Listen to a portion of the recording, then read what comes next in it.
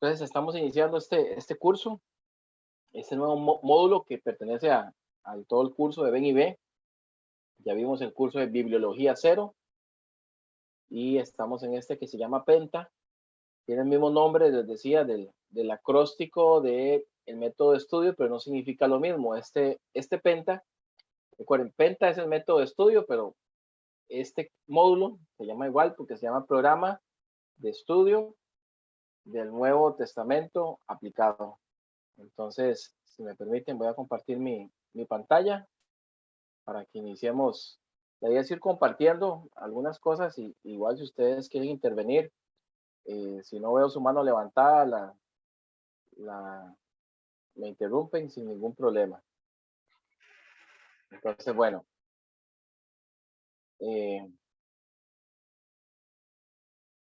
Recuerden que cuando iniciamos, empezamos hablando de que íbamos a hacer un panorama general en el curso de Bibliología Cero. Y les había puesto en la clase introductoria esta imagen. Por aquí anduvimos. En todo, me gusta usar esta analogía de esta imagen, porque anduvimos por todos estos lugares. Aquí tal vez donde puedan ver el puntero. Este fue el panorama que hicimos a nivel de los profetas, de los poetas, del Nuevo Testamento, del Apocalipsis. Por acá tal vez andábamos ya en el Nuevo Testamento, por acá andábamos en el Antiguo Testamento, viendo de forma muy panorámica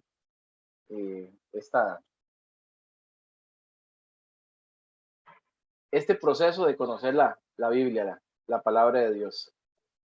Bueno, y la idea es ahora, como les había compartido desde la clase 1, meternos un poquito más a esa ciudad, usando esta analogía de esta fotografía. Vamos a andar un poquito más adentro de los pueblos. No nos vamos a meter a las casas, no nos vamos a meter tanto a la intimidad, pero sí vamos a conocer en la estructura de cada libro del Nuevo Testamento, el propósito, el autor, cuándo se escribió, por qué se escribió.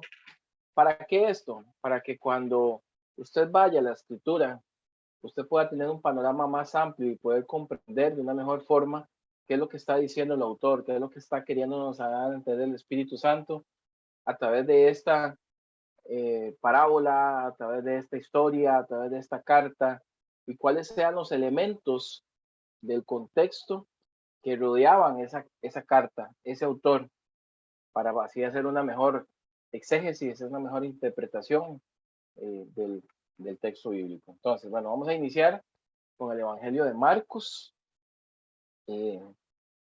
Este recorrido, vamos a pasar por los 4 evangelios y luego pues seguimos el resto del Nuevo Testamento. Es un proceso muy bonito que sé que vamos a disfrutar bastante. Entonces vamos a iniciar con Marcos. Yo quisiera tal vez aquí, antes de iniciar con un poco la teoría, ¿qué sabemos de Marcos? Si alguien tiene algún dato que ha leído o tal vez que hemos compartido en otro momento, ¿qué sabemos de Marcos? ¿Qué sabe usted de Marcos como autor?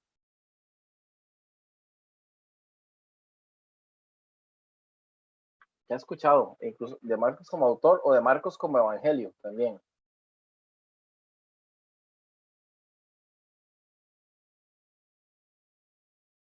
Bueno, vamos a preguntar aquí por lista, a ver. ¿O se animan a decir alguno?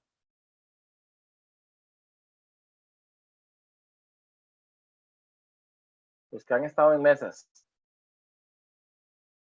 ¿Alguna generalidad que quieran compartir de Marcos? ¿O algo que les haya llamado la atención?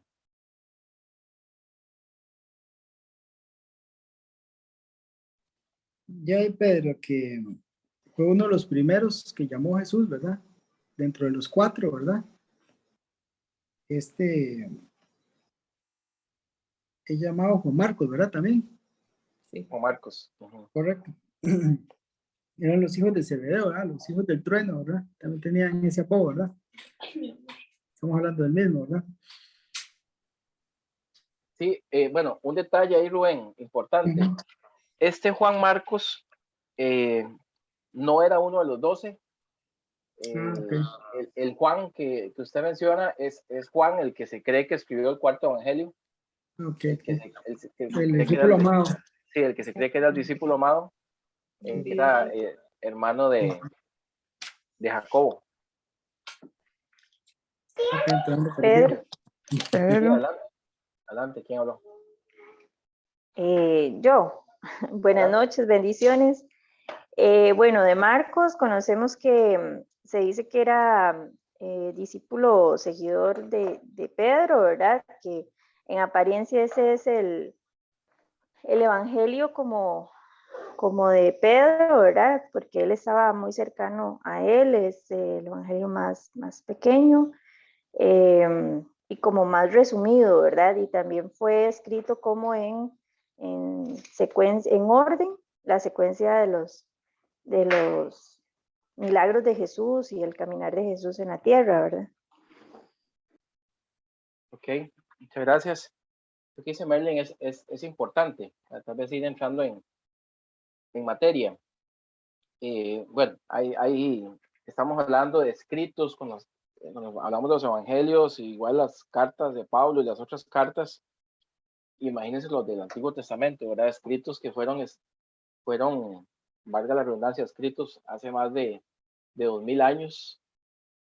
Entonces, hay algunas cosas a que la iglesia no tiene certeza, como decir, sí, esto es así porque es así.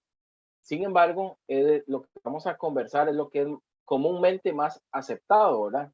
Y en efecto, Marcos, lo que es comúnmente más aceptado es que estamos hablando de Juan Marcos. Ahorita vamos a ver la referencia bíblica, que era un muchacho que era familia de Bernabé, que en un principio era parte de los misioneros que acompañaban a Pablo y a Bernabé, pero después parece que según uno de los padres de la iglesia y un historiador llamado Papías, se habla de que Marcos o Juan Marcos era discípulo de Pedro, participaba en las misiones después con Pedro, incluso en una de las cartas de Pedro, Pedro lo llama mi hijo Marcos, mi hijo Juan Marcos, y por eso según este historiador, este padre de la iglesia, este Juan Marcos recogió los testimonios de Pedro y los trajo o los puso en este orden del evangelio, ¿verdad? Tal vez no necesariamente son escritos en el orden que ocurrieron, pero sí en el orden que por lo menos Pedro los remitió a Marcos, según se cree, y Marcos quiso ponerlos en orden en el evangelio. Algo que sí vamos a encontrar muy interesante en los evangelios, lo que tal vez hay muchas diferencias y era parte de la tarea anterior, en lo que sí concuerdan prácticamente los cuatro, no en exactitud, pero sí mucho, es la última semana, ¿verdad? De Jesús, la semana de la pasión. El resto, pues ponen algunas historias antes, otras después, pero bueno, vamos a ver más adelante el por qué se da esto. Les adelanto un poquito y tiene que ver con la intención del autor y que recordemos que estos evangelios, o sea, se escribieron Marcos, que fue el primero, según se cree que fue el primero, incluso más de 30 años después de que ocurrieron los hechos de Jesús. Entonces, eso es importante contextualizarlo y que lo vimos en bibliología, estos evangelios, estas cartas, esta forma empezó primero con narraciones orales y que se fueron poniendo por escrito. Entonces es importante tener ese marco de referencia, incluso cuando alguien pueda cuestionar un poquito nuestra fe y tengamos que poner defensa de nuestra fe. Eso se llama la apología, defender la fe. Cuando alguien nos cuestione, bueno, ¿por qué son diferentes? Deberían ser iguales. No, no deberían ser iguales. Que sean diferentes está bien, porque eso más bien le da más credibilidad al relato. Si todos dijeran exactamente lo mismo, pues habría como algo raro. Entonces, hay algunas cosas que Marco las pone primero, Lucas las pone después, etcétera, ¿verdad? Entonces, eso es parte del contexto de la historia. Entonces, bueno, para ver algunos detallitos y avanzar, gracias a Merlin y a Rubén, vamos a hablar un poquito, por lo menos en esta clase, en la próxima ya vamos a adentrarnos más No sé hasta dónde nos va a dar el tiempo de avanzar hoy, tal vez terminemos o si no las continuamos la próxima. Un poquito sobre la importancia del Evangelio de Marcos. Es curioso porque al Evangelio de Marcos se le ha restado importancia. De hecho, no siempre es como que está dentro de la prioridad, ¿verdad? Ahí, perdón, ustedes están viendo mi pantalla de PowerPoint. Sí. Sí, correcto. Ok. Se le ha restado un poquito de importancia, sin embargo, vamos a hablar un poquito de eso. Este evangelio, que es el segundo que tenemos en nuestras Biblias, contiene en realidad muy poco material que no aparezca en Mateo y Lucas. Prácticamente el material que está en Marcos se repite en Mateo y en Lucas. O lo voy a decir de una forma correcta. El material que está en Mateo y Lucas es extraído o tomado como base el Evangelio de Marcos. Por mucho tiempo, el Evangelio de Marcos se tomó más bien como un resumen de Mateo y de Lucas. Sin embargo, desde el siglo XIX más o menos, se ha venido teniendo la teoría o afirmándose de que este segundo Evangelio más bien fue al revés, fue la base para Mateo y para Lucas. Y lo que se ha determinado es que más bien es el documento más antiguo que poseemos de la vida y la obra de Jesús. Y pues esto obviamente ha despertado un gran interés para el estudio, porque ya cambia la perspectiva, ¿verdad? Más bien, si Mateo y Lucas tomaron como base Marcos, entonces pues eso ha despertado el interés más en Marcos, cosa que antes no se tenía tanto.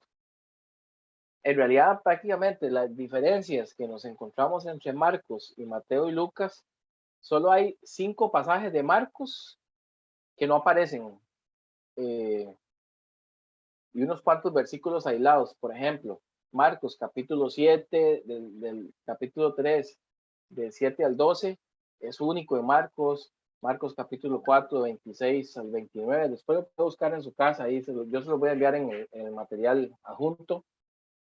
Marcos capítulo 7, versículo 32 al 37, Marcos capítulo 8, del 22 al 26, Marcos capítulo 14, 51, 52, y bueno, y algunos otros cuantos versículos aislados que han quedado sin registrar en los otros evangelios.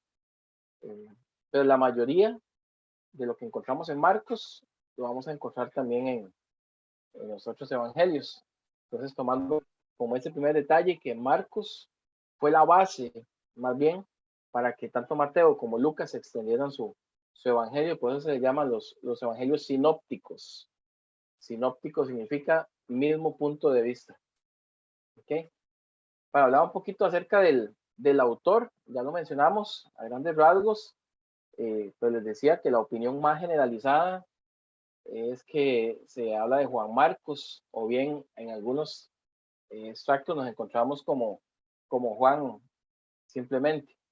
Por eso a veces tiende a confundir. Yo quiero que vayamos a un pasaje para ir utilizando la Biblia en Colosenses, capítulo 4, versículo 10. Colosenses 4, versículo 10. No sé si alguien lo tiene ahí y lo puede leer. Colosenses 4, versículo 10. Por ahí viendo algunas referencias. Es la despedida de las salutaciones finales que hace Pablo en Colosenses. No sé si alguien lo tiene. Amén. Adelante. 4:10. 4:10. Dios bendiga a todos. Amén. Ok, dice Aristarco, mi compañero de prisiones, os saluda, y Marcos, el sobrino de Bernabé, acerca del cual habéis recibido mandamiento, si fuere a vosotros recibirle. Ok. Gracias, Luis. Nada más es una referencia. Bueno, aquí Pablo desde el versículo 7 está como despidiéndose, ¿verdad? Quienes lo saludan y demás. Y aquí dice y hace mención en su carta a Marcos. Si alguno tiene alguna versión diferente, también lo puede compartir. Dice, bueno, Aristarco, mi compañero de prisiones, os saluda. Y Marcos, el sobrino de Bernabé.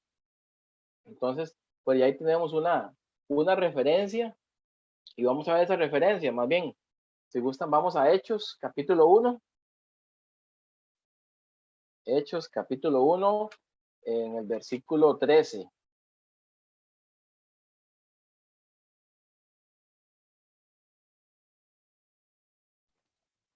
Y entrados subieron al aposento alto, donde moraban Pedro y Jacobo, Juan, Andrés, Felipe, Tomás, Bartolomé, Mateo, Jacobo, hijo de Alfeo, Simón el celote y Judas, hermano de Jacobo.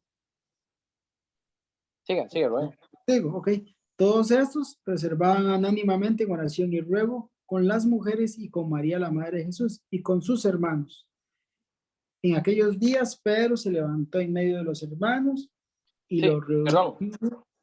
¿Sí? Perdón, ahí la referencia y ya la vamos a acusar, perdón, Rubén. Es que Okay.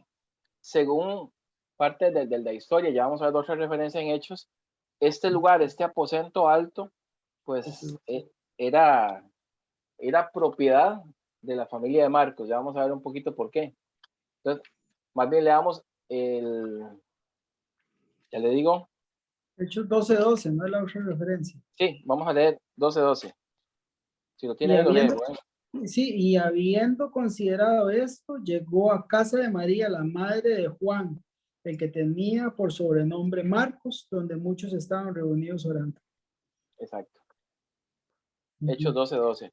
¿Por qué mencionábamos el anterior? Bueno, un poquito porque no es que los apóstoles en ese momento andaban por todo lado, ¿verdad? Sino que parece que tenían como una base de operación y según se cree era este aposento alto y vemos a nivel contextual cómo ya va cambiando un poquito el panorama de quién era este Marcos, ¿verdad? Tal vez él no fue discípulo o apóstol, también la palabra es apóstol directo de Jesús, pero sí convivió con los apóstoles, sí convivió con ellos, como leyó Rubén ahí en el 12:12.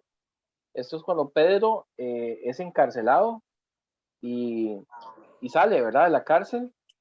Entonces, dice, y habiendo considerado esto, llegó a casa de María, la madre de Juan, que tenía por sobrenombre, por sobrenombre Marcos, donde muchos estaban reunidos orando. Entonces, qué rico, porque entonces, imagínense todo el montón de historias que podía tener, si estamos hablando de la misma persona, todos los aprendizajes que pudo escuchar, ver este Marcos, que sirvieron de base para luego más adelante poder escribir este evangelio. Entonces, es muy interesante. También nos dice que fue colaborador de Pablo. Si gusta, leemos Hechos 12, versículo 25. Alguien que lo lea por ahí.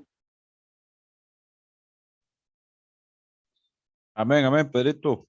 Adelante, Rey. 12:25 dice, y Bernabé y Saulo, cumplido su servicio, volvieron de Jerusalén, llevando también consigo a Juan, el que tenía por sobrenombre Marcos. Ok. Y recuerde que en Colosenses, Pablo hace mención en su despedida de Marcos, que era sobrino de Bernabé. Tal vez ahí mismo, para mantenernos cerquita, en el 13:5. No sé si lo tiene ahí mismo, André o alguien más. Sí. Dice, y llegados a Salamina, anunciaban la palabra de Dios en las sinagogas de los judíos. Tenían también a Juan de ayudante. Que estamos hablando de la misma persona, ¿verdad? Que él estaba con ellos en ese proceso. El versículo 13, André, y ahí mismo, ya que está leyendo. En el 13:13. Ok, 13:13 dice, habiendo zarpado de Pafos, Pablo y sus compañeros arribaron a Pergue de Panfilia, pero Juan, apartándose de ellos, volvió a Jerusalén. Vea qué interesante. Y en esos poquitos versículos nos habla un poco de la identidad de este Juan Marcos, o este Marcos, o este Juan, que los acompañaba, ahí nomás, ¿verdad? En el versículo 5 dice que llegados a Salamina anunciaban la palabra de Dios en las sinagogas de los judíos. también tenían a Juan de ayudante. Ve qué interesante, y a veces son detalles que pasamos por alto en la Biblia. Si usted ve, digamos, qué necesidad hay en el libro de los Hechos de mencionar eso, a menos que este personaje del cual estamos hablando haya sido un personaje importante para la iglesia primitiva. Vea que le dedica algunas estrofas que tal vez pareciera que no deberían estar ahí, o sea, son cosas tal vez, digamos, insignificantes, pero hay algo detrás que nos está queriendo decir el autor, y vamos a ver más adelante un poquito. Y en el versículo 13 dice, bueno, este Juan Marcos que empezó con todo ese ímpetu de ir con ellos, ahí mismo en el versículo 13 dice que los abandonó. Dice, y habiendo zarpado de Pafos, Pablo y sus compañeros arribaron a Perge en Panfilia, pero Juan, apartándose de ellos, volvió a Jerusalén. Y vamos a leer otra referencia en el capítulo 15, versículo 37. Alguien que lo pueda leer. Hechos 15, 37.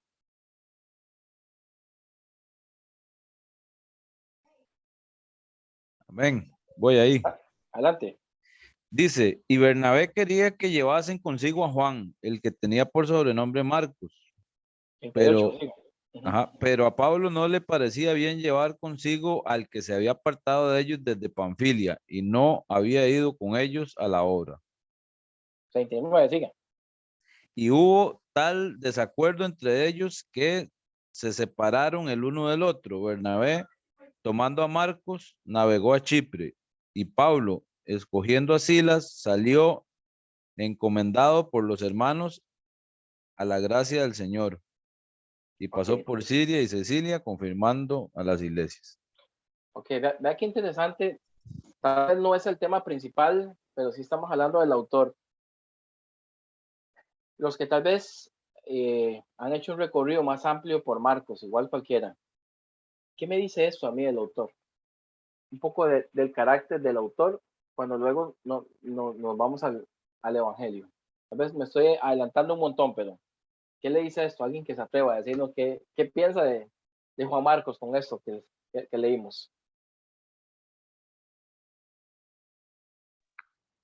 Pero que tal vez había un descontento, vamos, entre ellos, o una bronca ahí, o un pleito, y y al final hubo una separación. Entonces en la Biblia, no sé, como que en Hechos, en Marcos, en esta parte de Hechos, el escritor apunta mucho a Marcos para al final, para al final de todo llegar a este punto, donde ellos se separan, ¿verdad?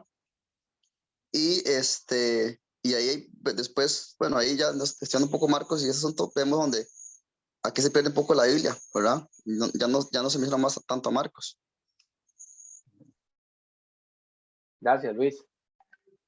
Sí, y vamos a ver, cuando entremos ya propiamente en el texto, nos vamos a encontrar, por ejemplo, muchas de la negación de Pedro. Vamos a ver a esos discípulos miedosos, temerosos, con toda la primera parte del Evangelio, unos discípulos que no están tan seguros de Jesús. Cosa diferente que en el Evangelio de Juan, nos encontramos desde el capítulo 2, en las bodas de Caná, dice que después de esa señal, inmediatamente ellos creyeron, ¿verdad? Porque tiene 8 enfoques. Aquí en el Evangelio Marcos nos vamos a encontrar constantemente como con la incredulidad de los discípulos. Sin embargo, hacia el final del Evangelio, y lo vamos a ver, tal vez los que ya han pasado por las mesas, los tienen más fresquito, hay una gran pregunta, ¿verdad? Y hay una gran comisión. Entonces, podemos ver, porque el mismo Marcos lo vivió, la transformación que tuvo el Evangelio, el discipulado en su vida. Entonces, eso nos da un sentido mayor, porque recuerden que hay un propósito, hay una gente específica a la cual Marcos está dirigiendo este texto. ¿Y por qué Marcos se dirige de esa forma? Porque él lo vivió, porque él fue alguien que empezó con mucha emoción y así escribe su evangelio. El evangelio Marcos empieza con una curva hacia arriba, lo veremos en detalle, pero una curva hacia arriba, hablando de Jesús haciendo milagros, fortaleciendo la fe, pero de un pronto 8, cuando la cosa se pone difícil, viene hacia abajo. Lo vamos a ver, pero habla mucho del carácter de él. Sin embargo, es el proceso también del cristiano. Quería leer otra referencia en 2 de Timoteo. 2 de Timoteo, capítulo 4. 2 de Timoteo se dice que es el testamento vital de Pablo, o sea, uno de los últimos libros que Pablo escribió. Y vea qué interesante, 2 de Timoteo, capítulo 4, versículo 11. Este Pablo, recuerden a Pablo en Hechos, se llevaron primero a Juan Marcos con ellos, después Juan Marcos los dejó botados, abandonó, después viene Bernabé y le dice, llevemos a Marcos con nosotros. Y Pablo dice, a este no va con nosotros porque es un traidor, porque nos abandonó. Y ahí hubo una separación entre Pablo y Bernabé, entonces Pablo se fue con Silas y Bernabé con Juan Marcos. Pero hay algo que no conocemos, pero vea qué lindo lo que nos dice aquí Pablo en 2 Timoteo, capítulo 4, en el versículo 11. Parece que hubo alguna reconciliación en el camino. Algo pasó que marcó la vida de Marcos, tanto que Pablo lo dice en su carta a Timoteo, dice, Pablo igual, dando instrucciones finales, voy a leer desde el 9. Dice, procura venir pronto a verme, porque Demas me ha desamparado. Amando este mundo se ha ido a Tesalónica. Crescense fue a Galacia y Tito a Dalmacia. O sea, Pablo está solo. Dice en el 11, solo Lucas, está hablando de Lucas, el médico amado, el que escribió el libro de Lucas y el que escribió el libro de los Hechos, que es el que hace referencia a todo lo que hablamos de Marcos. Dice, solo Lucas está conmigo. Toma a Marcos y tráele conmigo. Pablo le está escribiendo a Timoteo esto. Le está diciendo que solo Lucas está con Pablo, donde Pablo se encuentra, y que traiga a Timoteo y tráele conmigo, porque me es útil para el ministerio. Me parece súper interesante este proceso que nos encontramos en la Biblia de lo que pasó Marcos. En este caso, en su relación con Pablo, pero vea qué interesante, porque también ya para dejar esta parte del autor, vamos a ver qué dice acerca de Pedro, ¿verdad? Tal vez no es tan amplio, pero en Primera de Pedro, capítulo 5, si alguien me lo puede leer, en el versículo 13. Primera de Pedro, capítulo 5, versículo 13.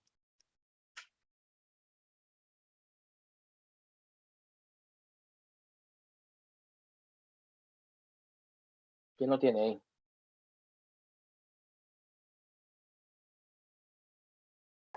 Amén, amén. Adelante. Primera de Pedro, Capítulo 5, si quiere lea el 12 y el 13 para contextualizar. el 5, el 12 y el 13. Capítulo 5, versículos 12 y 13.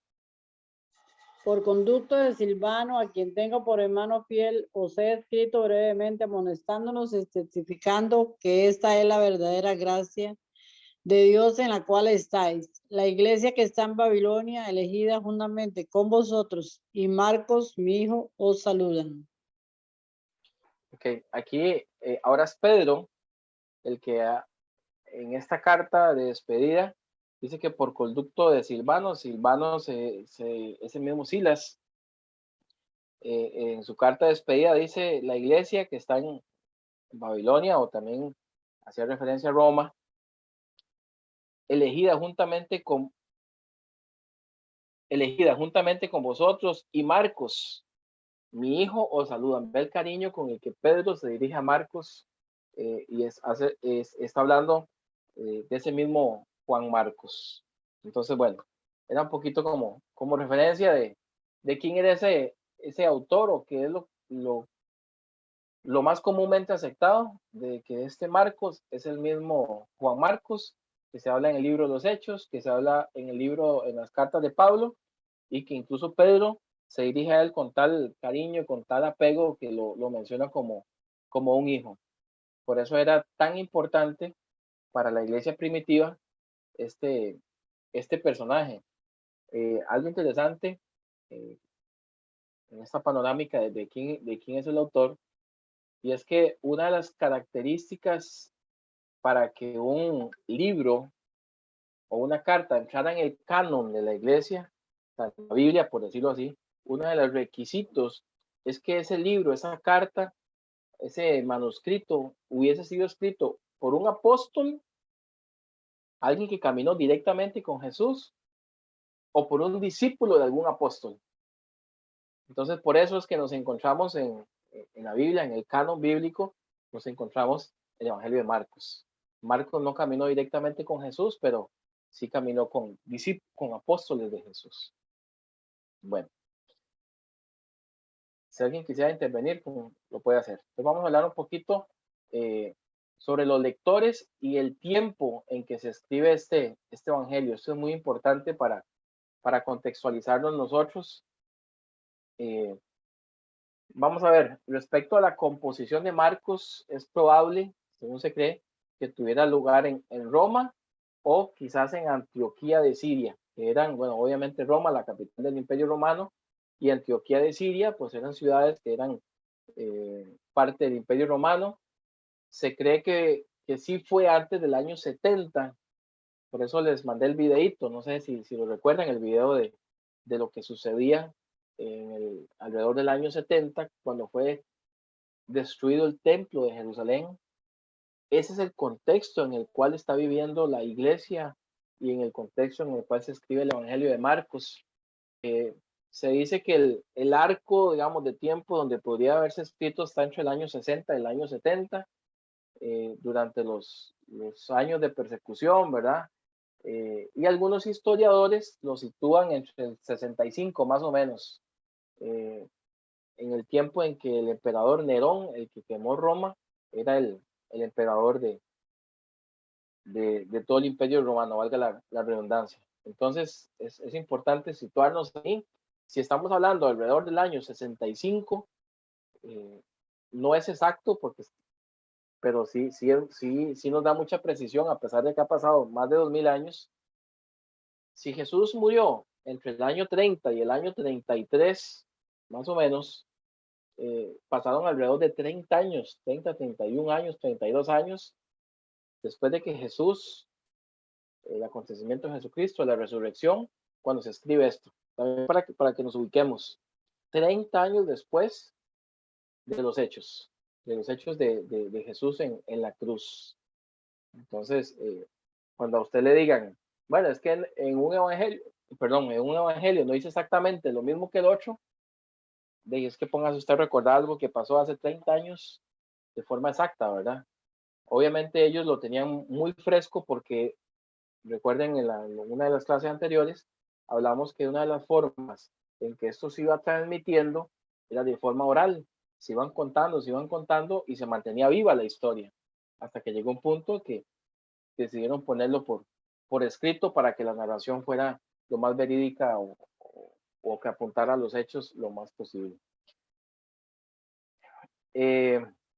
Bueno, eso es un poquito acerca de esto, ¿verdad?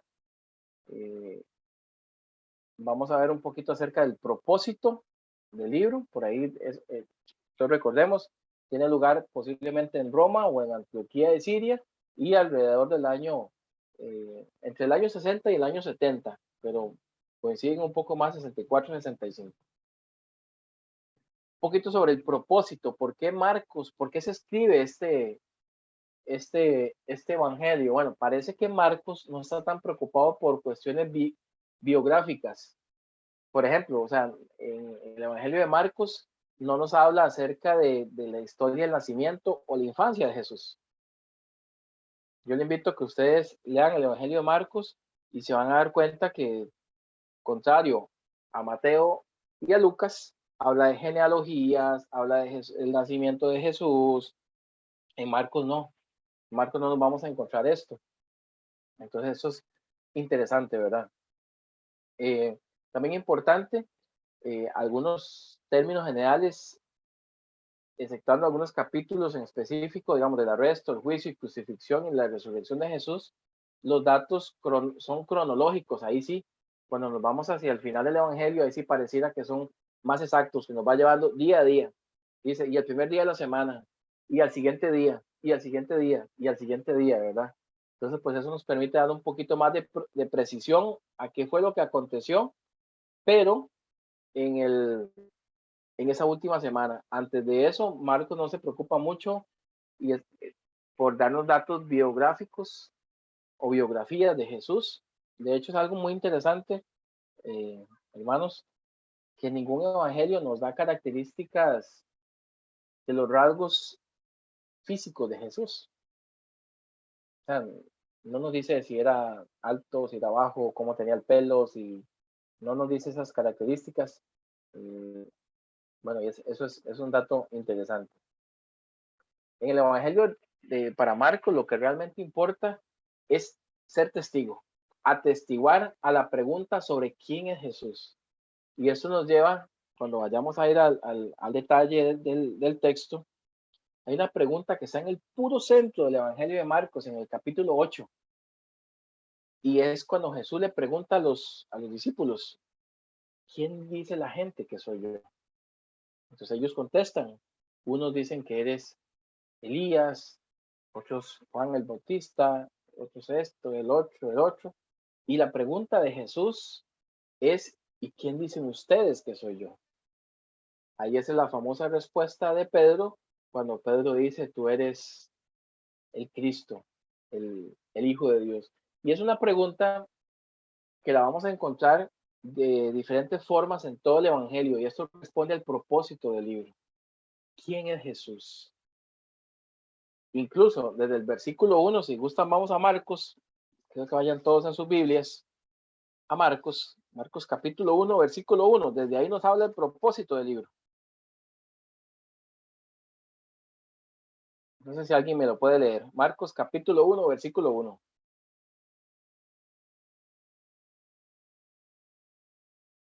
Si quiero lo leo yo, Pedro. Adelante, Chile. Dice, en el principio del Evangelio de Jesucristo, el Hijo de Dios, Hasta como ahí. está escrito en Isaías, ahí. Hasta ahí, sí. Vea que para ir, es importante irlo con calma.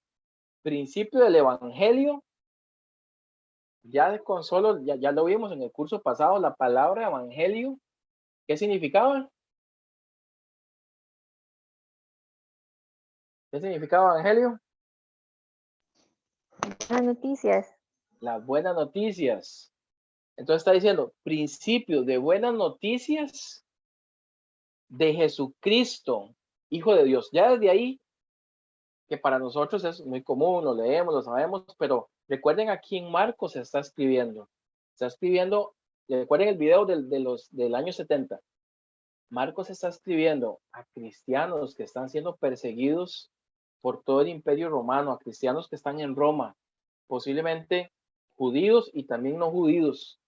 Entonces, desde este concepto de evangelio, porque evangelio era la buena noticia, pero era un concepto que ellos tenían muy arraigado o era muy conocido para ellos, porque cuando decían evangelio era porque un guerrero, un capitán romano, era la noticia de que habían conquistado algo, era algo de mucha alegría porque era una conquista militar, era un premio, era una voz que se anunciaba por todo lado. Y desde acá Marcos nos está diciendo que ese es el principio de esa buena noticia del Evangelio de Jesucristo, y una vez nos dice, nos da la respuesta a la pregunta que se va a hacer en todo el Evangelio. ¿Quién es Jesús? ¿Quién es Cristo? Y aquí de una vez en el versículo 1, en 3-4 palabras nos dice Jesucristo, y después de la coma que dicen, Hijo de Dios. Y vea cómo se repite esta pregunta con respuesta. Doña Chile, usted que nos leyó, nos puede leer el versículo 11, ahí mismo, el capítulo 1. El 11. Y vino una voz de los cielos que decía, tú eres mi Hijo amado, y en ti tengo complacencia. Amén. Otra vez, en el mismo, apenas 10 versículos después, nos vuelve a repetir esta idea. El Evangelio de Marcos tiene una estructura en su forma de escribir. Recuerden cuando hablábamos de cómo escribían los profetas, hablábamos del género profético, y que escribían mucho también en la parte de poesía, ¿verdad? porque querían comunicar algo de una forma distinta, etcétera, ¿verdad? El Evangelio de Marcos, igual Mateo y otros textos de la Biblia, nos vamos a encontrar una repetición de ideas. Y eso también es parte de una forma literaria de escribir. Vea que desde el capítulo 1 nos dice Jesucristo, Hijo de Dios. En el versículo 11 nos vuelve a repetir esta idea. ¿Recuerdan el tema que vimos del quiasmo, de esa repetición de ideas? Bueno, Marcos nos vamos a encontrar esta repetición de ideas por todo el Evangelio. Y yo con esta invitación que les estoy haciendo de leer el Evangelio, que se lo lean, es cortito, son 16 capítulos, vean cómo se repiten ideas. Doña Shirley, ¿nos puede leer también el capítulo 3, versículo 11? Voy, ya voy. Unas 2 paginitas más adelante.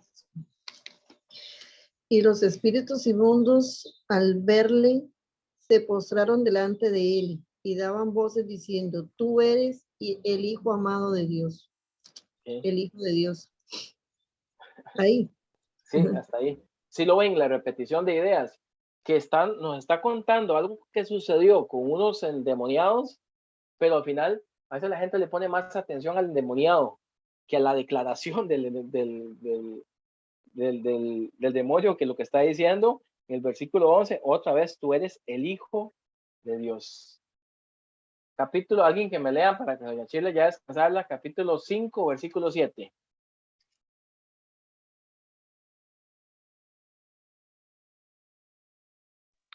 Amén. Adelante. Dice, y clamando a gran voz dijo, ¿qué tienes conmigo, Jesús, Hijo del Dios Altísimo? Te conjuro por Dios que no me atormentes. Ok. ¿Qué está diciendo aquí otra vez? Eres el Hijo de Dios. Pero, y también para interrumpirle algo que haya notado en Marcos, cuando hacíamos este estudio, Marcos, en el 1:1, es solamente, creo yo, si no me equivoco, es cuando Marcos afirma que Jesús es el Hijo de Dios. Después de ahí, la idea la repite, pero de manera demostrativa. O sea, no la dijo más él, sino que nos está demostrando con hechos de Jesús, digamos que el entorno que pasaba siempre ya se mantiene, pero en 1:1 él se dice, o sea, él empieza el texto o el libro diciendo Jesucristo, el Hijo de Dios. ¿Quién lo dice? Marcos. Después de ahí, y lo mismo los textos que usted va marcando ahí, que los hechos, las mismas circunstancias, lo van indicando, que digamos que es lo que como que Marcos quiere meter una idea que es el Hijo de Dios. No porque lo diga, sino porque lo está demostrando con los hechos. Buenísimo, Luis. Buenísimo. Dio en el clavo. Así es. Y a través de estos textos, vean que, como dice Luis, en el 1:1 lo dice Marcos. En el 1:11 lo dice la voz del cielo. O sea, la voz autoritativa de Dios, del cielo. Se escuchó una voz que decía, en el 3:11 que leyó doña Shirley y en el 5:7 que acaba de leer Luis, ¿quiénes lo dicen? Los demonios. Incluso los demonios. Quiero que leamos el 9:7. Alguien que me lea el 9:7. Capítulo 9, versículo 7.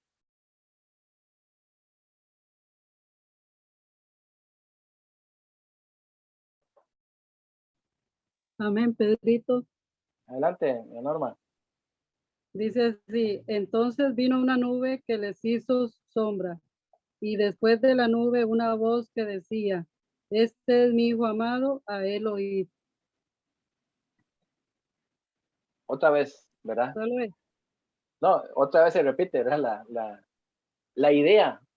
Ven qué interesante lo que les decía de esa repetición de ideas. Entonces, cuando nos encontramos esta repetición de ideas, es que, o sea, algo nos está diciendo. Algo nos está diciendo, y recuerden otra vez, para no perdernos, Marcos está escribiendo esto en un contexto donde hay algo que no he dicho.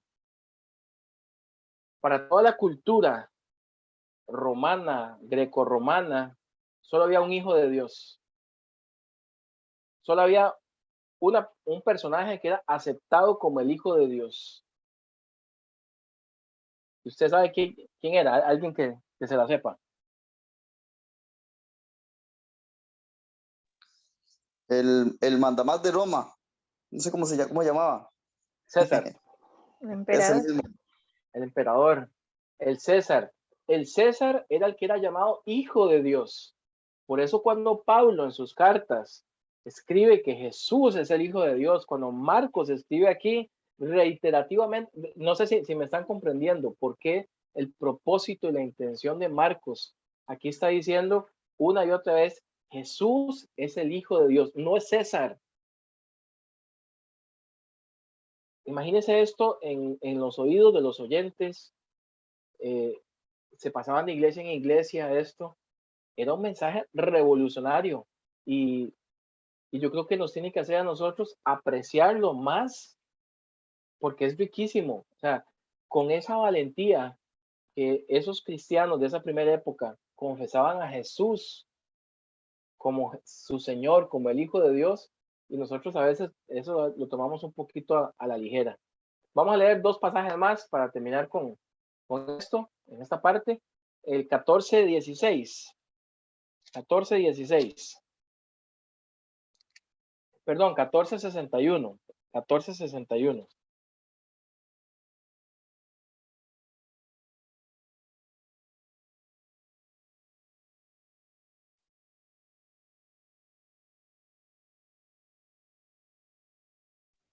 ¿Quién lo tiene? 14:61 y 62. Amén. Voy leyendo. Adelante. Dice, mas él callaba y nada respondía. El sumo sacerdote le volvió a preguntar y le dijo, ¿eres tú el Cristo, el Hijo del bendito? Y Jesús le dijo, yo soy. Y veréis al Hijo del Hombre sentado a la diestra del poder de Dios y viniendo en las nubes del cielo. Vean cómo nos lleva Marcos. 1:1, la voz del cielo. 1:11, perdón, 1:1 es Marcos, como nos dijo Luis. 1:1, la voz del cielo, o sea, Dios. 3:11 y 3 y 5:7 son los demonios, más bien, los que lo dicen, ¿verdad? El 9:7 era, ¿quién era? Otra vez la voz del cielo, ¿verdad? Y aquí en el 14:61 es la primera vez que Jesús dice, aquí el sumo sacerdote le está haciendo la pregunta, Jesús está en el juicio y le pregunta que si eres tú el Cristo, el Hijo del bendito. Él lo está preguntando, pero de alguna forma Marcos está usando esta pregunta como una declaración y un preámbulo para que Jesús diga en el 62, por primera vez acá, y de una forma preciosa, dice, yo soy. Qué bonito, ¿verdad? ¿Cómo nos lleva? Y cerremos con la última declaración en el 15:39. 15:39, ¿quién lo lee?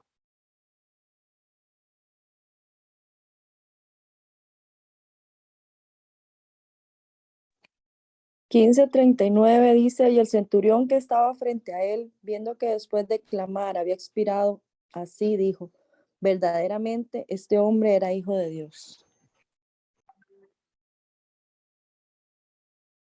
¿Qué les parece?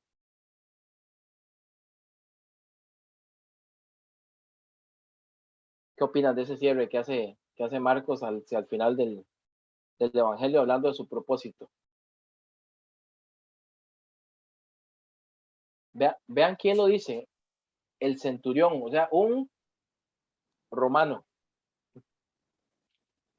Y no solo el romano, Pedro, es el que probablemente ordenó que le hicieran lo que le hicieron, ¿verdad? También su poder estaba haber dicho eso. Usen ese instrumento para flagelarlo o aquello y llevarlo a la cruz, ¿verdad? Así es, Rubén. Gracias. Gracias, Kim, también ahí por la lectura. Vea qué interesante cómo va anclando ideas y en todo a lo largo del texto el propósito del Evangelio de Marcos. Y es demostrar que Jesús con hechos, como lo dijo Luis también, con acciones, y el Evangelio de Marcos lo veremos la próxima, pues ya se nos fue el tiempo, nos lleva a través de las acciones de Jesús. Aquí no vamos a encontrar mucho discurso, ni ni mucha enseñanza, como tal vez en Lucas y en Mateo, pero sí nos vamos a encontrar a un Jesús lleno de acciones, de movimiento. En Marcos va a ser constante, dice, y aconteció esto, y después de esto, y volvió, nos vamos a encontrar esa dinámica, porque a través de las acciones, Marcos nos quiere decir que Jesús es el Hijo de Dios. Entonces, vamos a dejar los otros dos temas que tienen que ver con las características un poco más teológicas o del Evangelio, y ya vamos a entrar a la estructura propiamente en la próxima lección. ¿Con qué se quedan de este recorrido muy rápido que hemos hecho casi que hablando del autor de Marcos?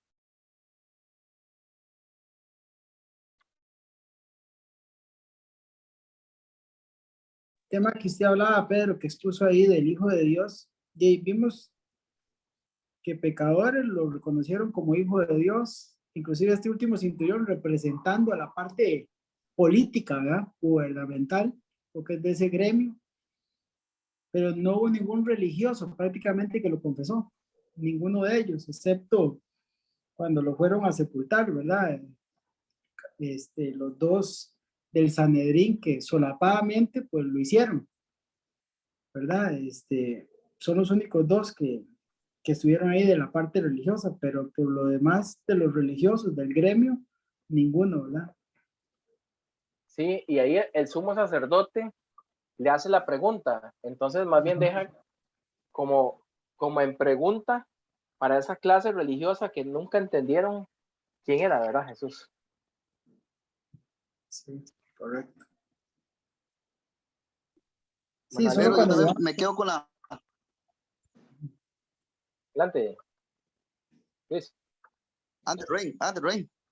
no, Lo que escucho. de los dos, de José de Arimatea, ¿verdad? Que era el único de esa parte religiosa que fue el que pues aportó, y el otro que llegó con las especies, ¿verdad? Que era, ay, ya se me olvidó, el que lo fue a visitar de noche.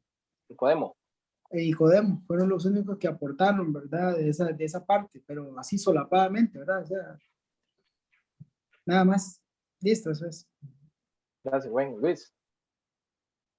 Yo me quedo digamos, me quedo con este libro de Marcos, con esa parte que Marcos dice, y donde él, digamos, convencido de sí mismo, dice, es el Hijo de Dios, y está tan convencido que él quiere demostrar a los demás, pero no con tantas palabras, sino digamos, con hechos, ¿verdad? Entonces, cuando uno lee el primer texto, uno dice, mira, ya Marcos, el escritor, está convencido que es el Hijo de Dios. Ahora, durante toda la narrativa, lo que Marcos hace es demostrarme al lector que sí es hijo de Dios, pero ya él lo creyó, y ese cierre que hace con el romano, pues posiblemente era digamos, Roma era el enemigo de ellos, entonces hasta el enemigo confesó que él era el Hijo de Dios. Entonces qué bonito, porque a veces uno cuando quiere impactar a alguien, si yo no estoy realmente convencido quién es mi Dios en la vida, yo voy a demostrarle a los demás que hay un Dios poderoso, ¿verdad? Entonces esa parte me gusta, me quedo con esa parte de Marcos, que él estaba convencido que Jesús era el Hijo de Dios, y en los relatos pues nos demostró, en todo momento nos demostró, y con varios ejemplos, como dice, decía usted, también dijo Rubén, ¿verdad? Que y una parte era interesante porque los demonios lo conocían, obvio, porque esos demonios en un tiempo fueron ángeles, ¿verdad? Y un tiempo estaban con él allá, entonces obviamente también lo conocía, entonces esa es parte interesante. Buenísimo, Luis. Gracias. Gracias, Rubén, también. No sé si alguien más quiere aportar algo para el cierre.